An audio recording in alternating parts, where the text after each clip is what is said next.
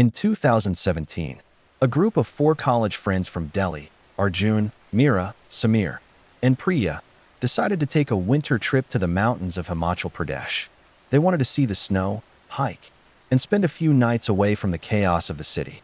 On their second night, while exploring a small town near Manali, they heard locals whisper about an old hostel in the forest that had been abandoned for over a decade. According to the stories, the hostel once housed tourists and students, but after a tragic fire and a series of mysterious deaths, no one dared to stay there. The villagers warned them not to go near it after dark. Of course, being young and curious, the group couldn't resist. That very night, armed with flashlights and laughter, they hiked into the woods and found the hostel. The building was half burnt, its windows shattered, and the wooden sign at the entrance barely hanging by a nail.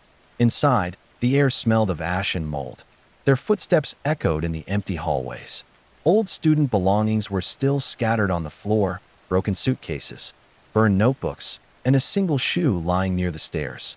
As they explored the second floor, Priya suddenly felt her hair tugged from behind. She spun around, but no one was close enough to touch her.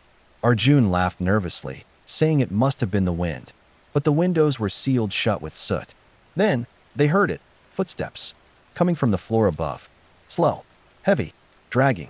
But when they went upstairs, the rooms were empty. Samir began recording on his phone, determined to prove the place wasn't haunted. As he pointed the camera down the corridor, the others gasped. In the dim light of the flashlight, a figure appeared at the very end of the hallway. It looked like a young girl in a school uniform, her head lowered, her hair covering her face. Before they could react, the girl turned and vanished into one of the rooms. Panic set in. They ran toward the exit, but the front door, which they had left open, was now shut tight.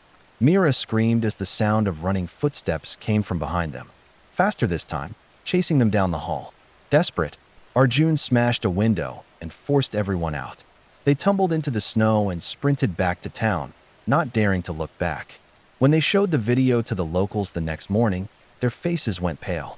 One old man whispered, "That girl, she was the last student to die in the fire. People still hear her footsteps every winter night." The group left Himachal the same day.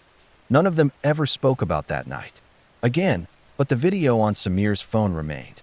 And sometimes, when he plays it alone, he swears he can still hear her footsteps behind him.